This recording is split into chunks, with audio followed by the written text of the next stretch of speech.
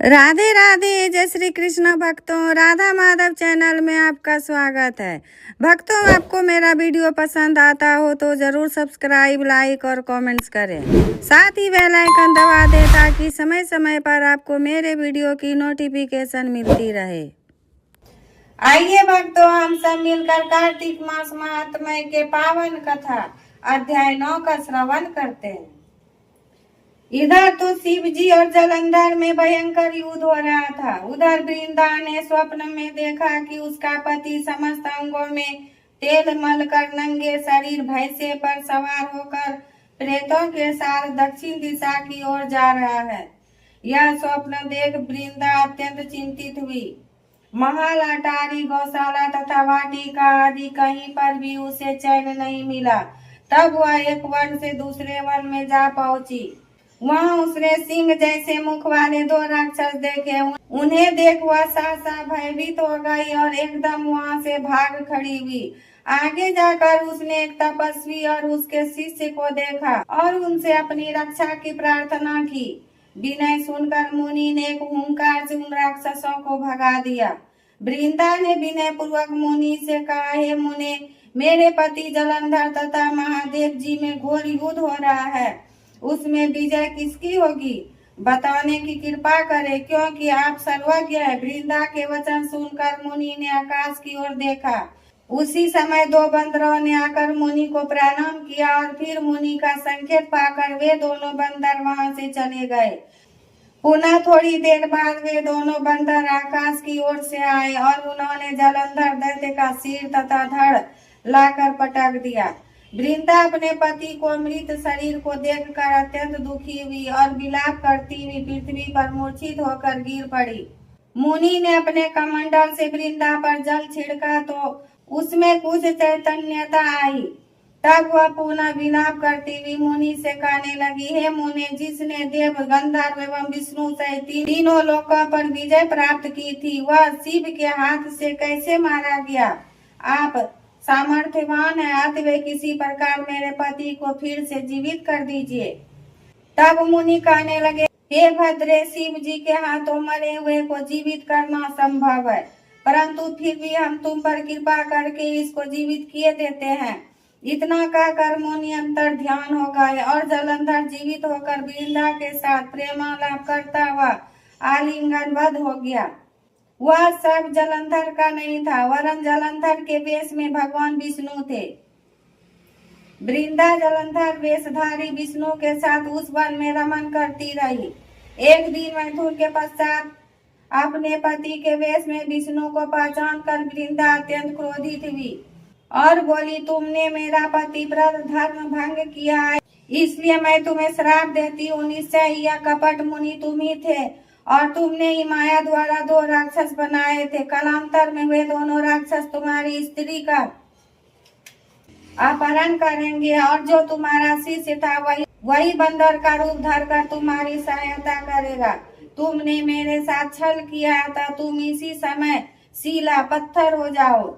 इतनी कथा सुनाने के बाद नारद जी ने महाराज पृथु को बतलाया, हे राजन, भगवान विष्णु ने देवताओं तथा अपने भक्तों की रक्षा के लिए पतिव्रता वृंदा का शील भंग किया था, इसलिए मन ही मन वे अत्यंत दुखी थे। उन्होंने वृंदा से कहा, हे वृंदे, तुम्हारे श्राप को ग्रहण करते हुए मैं अवश्य शिला रूप हो जाऊंगा, परंतु तुम भी वृक्ष रूप होकर मुझको प्राप्त होगी। उसी समय वृंदा अपने पति के चरणों का ध्यान करके विष्णु के मना करने पर भी अग्नि में प्रवेश कर गई और शिला रूप में भगवान विष्णु वृंदा का स्मरण करते हुए उसकी चिता भस्म में लौटने लगे। उधर युद्ध क्षेत्र में जलंधर दैत्य राक्षसी माया द्वारा पार्वती का रूप धरकर शिव जी को मारने लगा। उसकी इस माया को देखकर शिव जी नीचे मुँह करके बैठ गए। यही उचित अवसर जान जलंधर ने शिव जी पर अनेक बाणों से प्रहार किया। इस प्रकार शिव जी को संकट ग्रस्त देखकर भगवान विष्णु तत्काल वहां आए और उन्होंने राक्षसी माया से शिव जी को बोध कराया। तब सचेत होकर शिव जी ने अत्यंत वेग से दैत्यों पर भयंकर बाण वर्षा प्रारंभ कर दी, जिससे भयभीत होकर शुंभ व निशुंभ भी युद्ध क्षेत्र से भाग खड़े हुए। तब शिव जी ने उनको श्राप देते हुए कहा, क्योंकि तुम युद्ध क्षेत्र से भागे हो इसलिए पार्वती के हाथ से मारे जाओगे। इधर वृंदा का पतिव्रत धर्म भंग हो जाने से जलंधर का बल समाप्त हो गया था और भगवान विष्णु ने सुदर्शन चक्र अपने तेज सहित शिव जी को दे दिया। तब शिव जी ने विष्णु तेज के साथ अपना और ऋषि के तप तथा पतिव्रता स्त्रियों का तेज मिलाकर जलंधर दैत्य पर छोड़ दिया। सुदर्शन चक्र के प्रहार से जलंधर का सिर कटकर भूमि पर गिर पड़ा। सिर और धड़ अलग होते ही जलंधर का तेज शिव में तथा वृंदा का तेज पार्वती जी में समा गया।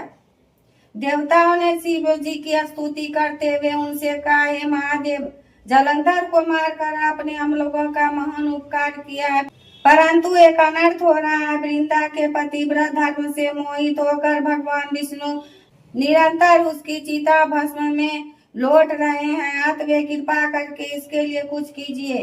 तब शिव जी बोले, हे देवताओं, तुम सब भगवान की योग माया की शरण में जाओ, वही इस संकट को हरेगी। तब समस्त देवता योग माया की शरण में जाकर स्तुति करते हुए बोले, हे देवी, आप संपूर्ण जगत की उत्पत्ति, पालन तथा नाश करने वाली हो। सतोगुण, रजोगुण तथा तमोगुण आपसे ही उत्पन्न हुए हैं। आपकी माया को स्वयं ब्रह्मा भी नहीं जान सकते। ऐसी देवी को हमारा नमस्कार है, जिसके भक्त गण अनादर तथा मोह को प्राप्त नहीं होते। ऐसी मूल प्रकृति को हमारा नमस्कार है।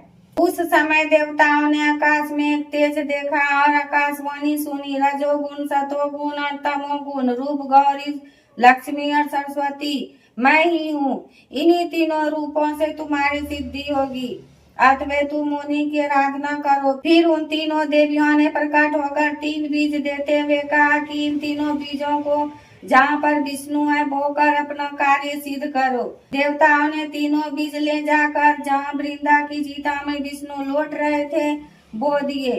उन तीनों बीजों से 3 वृक्ष उत्पन्न हुए। रजोगुण सरस्वती से अमला, तमोगुण गौरी से तुलसी और सतोगुण लक्ष्मी से मालती की उत्पत्ति हुई। श्री लक्ष्मी जी ने अपना बीज ईर्ष्या युक्त होकर दिया था, इसलिए मालती भगवान की पूजा में निंदित तथा आंवला और तुलसी भगवान को अति प्रिय है। इस प्रकार वृंदा ने वृक्ष रूप होकर भगवान शालिग्राम से संयोग किया। इसी कारण कार्तिक के उद्यापन में भगवान की पूजा तुलसी के मूल में होती है। जिस घर में तुलसी का वृक्ष होता है वहाँ यमदूत कभी नहीं आते।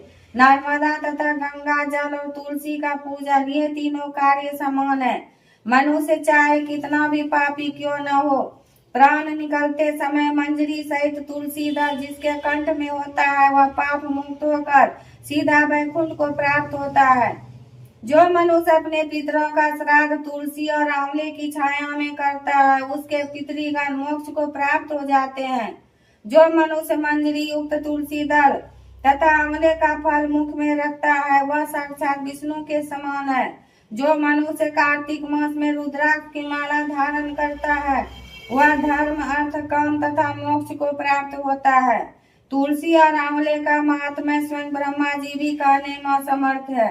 जो कोई श्रद्धा भाव से इस कथा को पढ़ता है या सुनता है वह भी अंतकाल में मोक्ष को प्राप्त होता है। इति 9वां अध्याय संपूर्ण हुआ। राधे राधे। जय श्री कृष्ण भक्तों।